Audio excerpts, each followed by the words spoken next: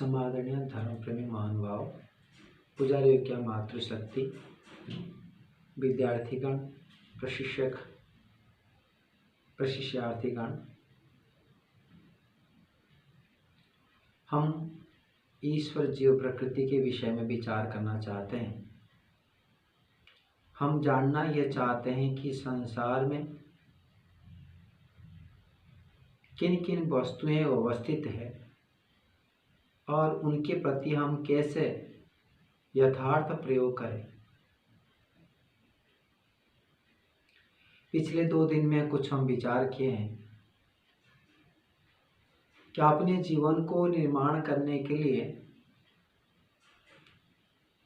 कुछ चाहिए, वो है ज्ञान। उन ज्ञान किस विषय में है? उन विषय में एक विषय है ईश्वर। ईश्वर को जानना चाहिए। क्यों जानना चाहिए? कहाँ पर वो ईश्वर है? कौन है वो ईश्वर? उसको जानने से क्या लाभ है?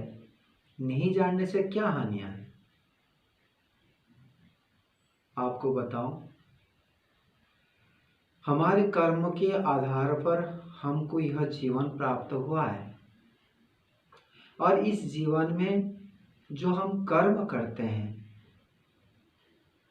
उस कर्मों का जो सोर्स है, जो पावर है, ऊर्जा है, जैसे फ्यूल होता है वाहन चलने के लिए, उसी प्रकार से हमारे जीवन को जीने के लिए यदि सुखद शांति पूर्वक जीना चाहते हैं, तब उस जीवन को जीने के लिए जो फ्यूल है, जो ऊर्जा है, वो है ईश्वर।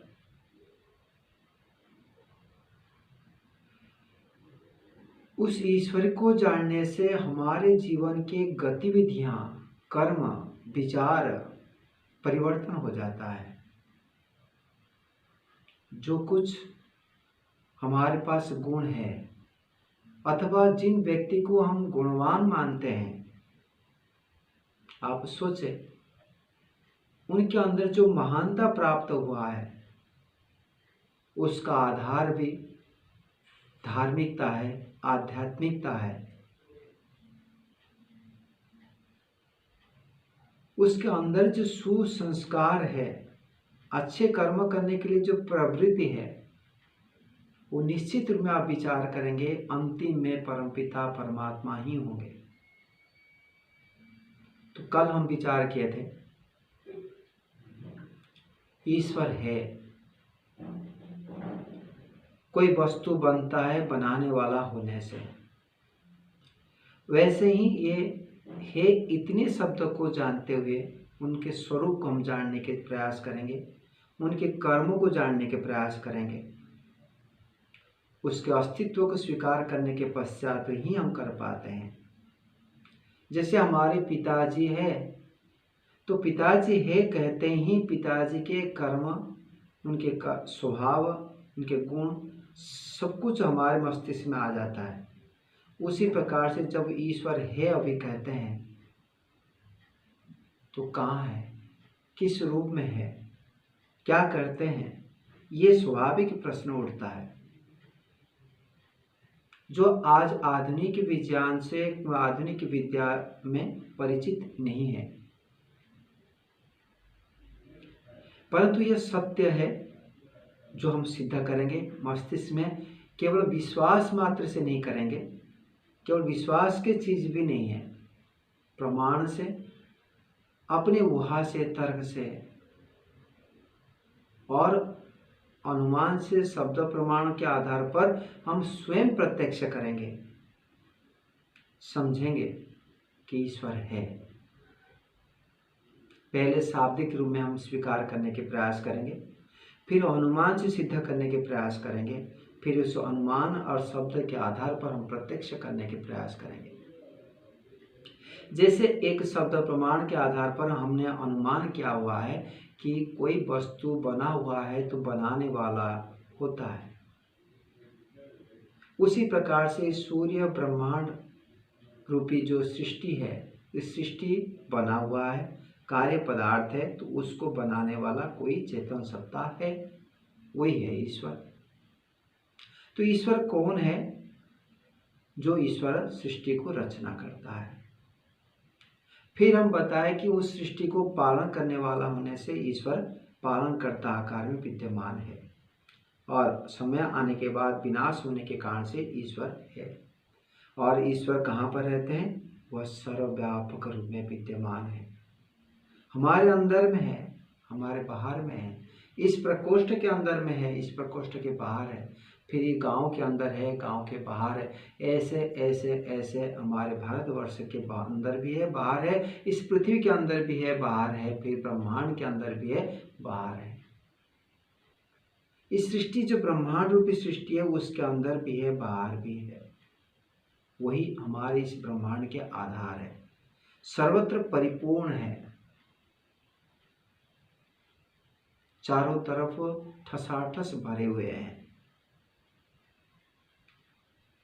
तो कल हम कुछ विचार करते हैं कि जो सत्ता होता है वह दिखाई देना चाहिए, ऐसा भी नहीं है। जैसे एक्सरे है, दिखाई नहीं देता, जैसे वायु है, दिखाई नहीं देता, स्पर्श तो होता है, दिखाई भी नहीं देता, परंतु होता है। ऐसे कई चीज, कई कारणों से कोई चीज होते हुए भी दिखाई नहीं देते, इंद्रिय से दिखाई देने की चीज होते नहीं है।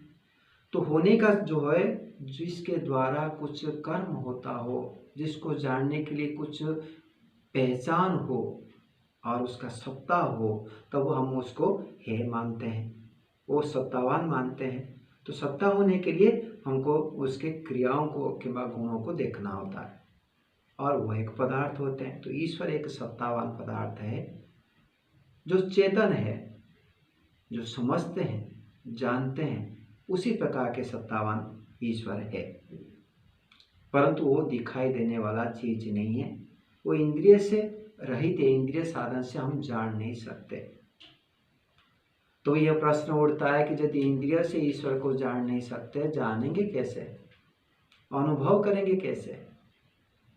तो आप अभी समझने के प्रयास करेंगे। यदि इंद्रियों से ही हम अनुभव करते हैं कि अन्य कोई साधन भी है अनुभव करने के लिए, विचार करेंगे, क्योंकि मनुष्य उसको कहते हैं जो विचार पूर्वक कर्म को करता है।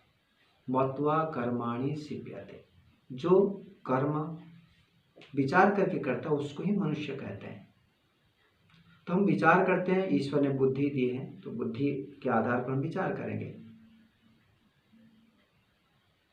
तो ईश्वर दिखाई न देते हुए भी सत्तावान है, और उसको अनुभव कैसे करेंगे? तो अनुभव के आधार प्रायतः हम मानते हैं कि 5 ज्ञानेंद्रिय के माध्यम से दिखाए जानते हैं। जैसे चक्षु से देखना होता है, उससे हम अनुभव करते हैं कि ये रूपवान है, ये ऐसे आकार है, ऐसे रूप रंग है। उसी प्रकार से हम कर्ण से हम शब्दों को सुनते हैं और अनुभव करते हैं कि ये सुंदर ध्वनि है कि असुंदर ध्वनि है, क्लिष्ट ध्वनि है, प्रिय ध्वनि है, अप्रिय ध्वनि है। उसी प्रकार से नासिका से हम गंध को ग्रहण करते हैं, सुगंध दुर्गंध को जानते हैं। ऐसे ही स्पर्श इंद्रिय से कोमलता और उष्ण और ठंडी ये सब अनुभूति करते हैं, वो स्पर्श इंद्रिय से होता है। जिह्वा से रसना इंद्रिय की अनुभूति हो रही है। तो 5 ज्ञानेंद्रिय माध्यम से हम अनुभव करते हैं। तो इसको जानना चाहिए। हम विचार करते हैं कि इन इंद्रियों से जो अनुभव करते हैं उसको देखना भी कहते हैं। जैसे माता जी कहते हैं कि बेटी देखना तो कि यहाँ पर जो दाल है कैसे है। तो वहाँ देखने का अर्थ आँख से नहीं है, वो चाख के देखना होता है। ऐसे ही हम बताए कोई सुंदर ध्वनि आता है, गीत आता है, तो हम कहते हैं कि देखो ये कितने सुंदर गीत है। तो देखो शब्द करते हैं परंतु सुनते हैं हम। तो देखने का अर्थ ही वही है कि जानना। तो जानने के लिए जो हम जानने के लिए जिन माध्यम से किसी चीज को अनुभूति करते हैं उसको कहते हैं देखना। तो 5 ज्ञानेंद्रिय से हम देखते हैं। उसी प्रकार से ही जो अनुभूति करते हैं उसका अतिरिक्त आप देखें तो हम जब निद्रा अवस्था में सो जाते हैं तब भी अनुभूति करते हैं, वहाँ तो इंद्रिय बंद है। स्वप्न अवस्था में भी अनुभूति करते हैं। तो एक साधन और रह गया अनुभूति करने के लिए मन होगी। तो मन भी एक साधन है जिसके द्वारा हम अनुभूति करते हैं। अभिराय मन कहाँ पर रहता है, क्या करता है, इंद्रिय को तो समझ में आता है, मन के विषय में भी जानना चाहिए, तो इस विषय में भी जानेंगे। तो इस प्रकार से हम विचार मनन करते हुए अनुभूति के तक हम पहुंचेंगे कि ईश्वर दिखाई न देते हुए होता है व नहीं। तो हम विचार किए थे यदि निद्रा को हमने न देखते हुए भी अनुभूति करते हैं, वैसे ही कुछ चीज को मैं आपको बताऊं जो कभी आप देखे नहीं हो, परंतु सत्तावान है मैं आपको शब्द से बताता हूं कि ऐसे कोई फूल है कि वह ऐसे कुछ फल है जो फल उसका आकार रूप हम दूसरे से कंपेयर करते हैं और उससे हमने अनुमान से जानते हैं। जैसे मैं बताऊं आपको प्रायतः तो उत्तर भारत में नहीं दिखाई देता है, दक्षिण भारत में दिखाई देता है। एक रामफल होता है, जो रामफल होता है वो जो सीताफल के समान उसका बीज भी है, उसका रस भी है, उसका डंठल जो है वो भी समान है, उसका स्वाद भी समान है, परंतु उसका जो सरफेस है चारों तरफ वो प्लेन है। सीताफल में तो उबड़ खाबड़ है और वो प्लेन है। आपको मैं अभी वस्तु बता रहा हूँ, जो ये लक्षण बताया मैंने, सीताफल के समान ये चीज है और सीताफल से भिन्न ये चीज है। वो सरफेस प्लेन होता है आम के समान, परंतु उसका रस उसका बीज उसी प्रकार से गूंथा हुआ चीज वो रहता है, तो उसको कहते हैं रामफल। अभी देखिए आप कभी देखे भी नहीं होंगे और उसको हम तुलना करते हैं, वस्तु को अनुभव कर पाते हैं शब्दों से मात्र कि ये वस्तु ऐसा होगा। तो ऐसे ही हमने किसी चीज को हम खाए नहीं, परंतु हम पूछ लेते हैं ये किससे बना है, इससे इससे इससे ही बना हुआ है, तो हमको अनुमान हो जाता है उसका स्वाद ऐसे ही होगा। ये जो होगा कहते हैं ये निश्चित रूप में अनुभूति होता है, ये है ऐसा, क्योंकि जो वक्ता कह रहा है वो सत्य कह रहा है, उसमें असत्यता नहीं है। वो जो कह रहा है तर्क प्रमाण से कह रहा है, उसमें कोई भ्रांति नहीं है। ये शब्दों से हम अनुभूति करते हैं, ऐसे अनुमान से भी अनुभूति करते हैं। जो प्रत्यक्ष कई बार देख चुके हैं, उसका कार्य कारण संबंध को कई बार जान चुके हैं, फिर एक चीज को देखते हुए दूसरे को अनुभूति करते हैं। जैसे मैंने बताया कि भाई कोई वस्तु बनता है तो बनाने वाला होता है, तो हम घड़ा बनाने वाला को देखें और घड़ा को भी देखें, तब हम जाने कि वे घड़ा यदि है तो घड़ा को बनाने वाले कुम्हार भी होता है। तो इस नियम के आधार पर हम हर वस्तु को देखते हुए उसका निर्माता का भी बोध करते हैं, उस निर्माता के बुद्धि को भी बोध कर लेते हैं, उस निर्माता के लिए शक्ति सामर्थ्य को भी बोध कर लेते हैं। इसको कहते हैं अनुमान, जो कि हमने कई कारण को कार्य को देखते हुए ये बोध करते हैं कि एक चीज को देखते हुए कार्य को देखते हुए कारण का बोध कर लेते हैं। इसको कहते हैं अनुमान। अनुमान भी कई प्रकार के हम पढ़ेंगे धीरे धीरे, परंतु ये कहने का तात्पर्य यह था कि किसी वस्तु को अनुभूति जो किया जाता है केवल आँख से कान से नाक से अनुभूति करते हुए इंद्रियों और विषय के साथ संयुक्त होते हुए जाना जाता है, ऐसे नहीं है। इसके अतिरिक्त मन से ही जाना जाता है, ऐसे भी नहीं है। मन के आधार पर हमने बुद्धिगम्य आकार में बुद्धि से शब्द प्रमाण अनुमान प्रमाण से भी अनुभूति करते हैं। फिर वो शब्द अनुमान के जो आधार होता है वो प्रत्यक्ष होता है, उसको हमने पहले से जान चुके होंगे, तभी हम अनुमान करते हैं। एक कारण को देखते हुए दूसरे को देखते हैं, एक लिंग को देखते हुए दूसरे पदार्थ को संपूर्ण में बोध करते हैं। जैसे कोई पेड़ है, हर पेड़ के मूल होता है, हमने एक पेड़ को देखते हुए मूल देखे, दूसरे पेड़ को देखते हुए उसका मूल भी देखे, तो ऐसे ही अभी किसी भी पेड़ को देखते तो उसका मूल है, उसका जड़ है, ये हमको बोध होता है। देखे नहीं हम, जड़ तो मिट्टी के अंदर है, तब भी है हम कहते हैं। और जो जितने बड़ा वृक्ष होता है वो उसका जड़ भी उतने बड़ा होगा, ये भी हमने बोध करते हैं। इसमें कोई शंका नहीं रहता, संशय नहीं रहता। तो उसी प्रकार से हमने एक तथ्य को लिए, आगे आगे हम धीरे धीरे इसका विस्तार भी करेंगे। परंतु एक तथ्य आप ये स्वीकार किए कि भाई ईश्वर जो है वो संसार को निर्माण करता होने के कारण से, रचना करने के कारण से वो है। तो भी प्रश्न उठता है कि ईश्वर है तो कहाँ है? तो हम उत्तर दिए कि सर्वत्र है। तो ईश्वर है तो उसका स्वरूप कैसा है, वो क्या करते हैं, क्या कार्य है उनका, प्रधान कार्य क्या है, उनका गौण कार्य क्या है, ना सब कुछ कार्य मुख्य होता है। ये जब हम समझ लेते हैं और वो हमारे लिए कितने उपकारी है, पुनः हम प्रश्न उठता है, यदि उपकारी हमको दिखाई देता है तो उसको प्राप्त करने के लिए प्रयास करते हैं।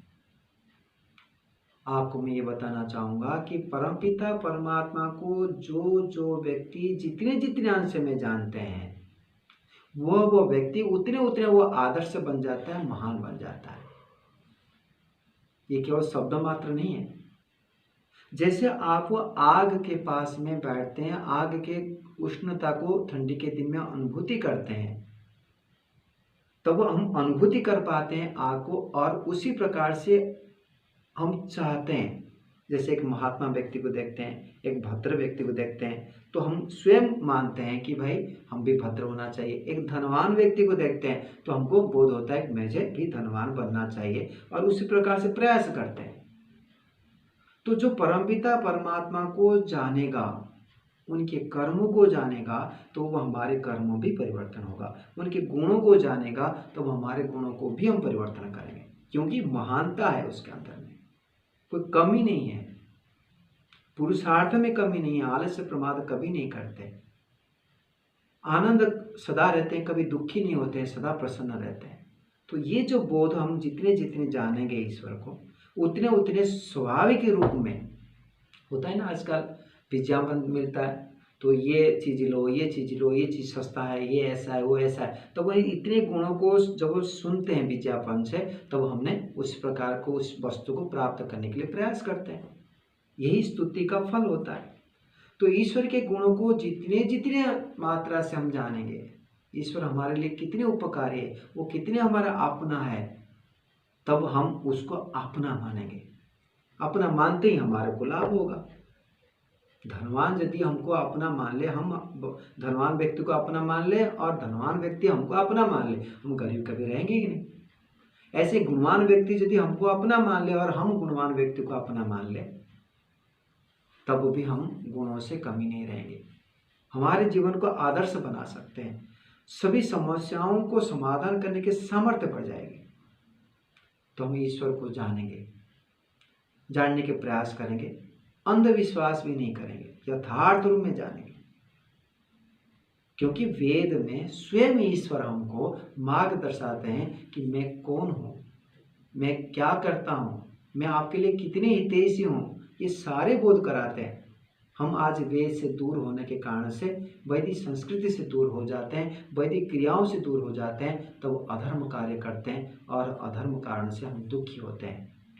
तो अधर्म से अधर्म का संस्कार बनता है, संस्कार से फिर कर्म करते हैं, ऐसे अधर्म करते करते करते करते और धर्म की ओर जा ही नहीं पाते हैं। तो ईश्वर की कृपा है, हम इस प्रकार से ज्ञान को देन लेन का जो अवसर प्राप्त हुआ है, इस अवसर को हम लाभ उठाते हुए अपने जीवन को सार्थक बनाने के लिए प्रयास करेंगे। और ईश्वर से प्रार्थना करते हैं प्रभु हमको ऐसे शक्ति सामर्थ्य प्रदान करें, जिससे हम एक दूसरे को सहयोग करते हुए, जानते जनाते हुए हम जीवन को सार्थक बनाएं। इतने कहते हैं मेरे वाणी को विराम देता हूँ। इति ओम। सबको साधन।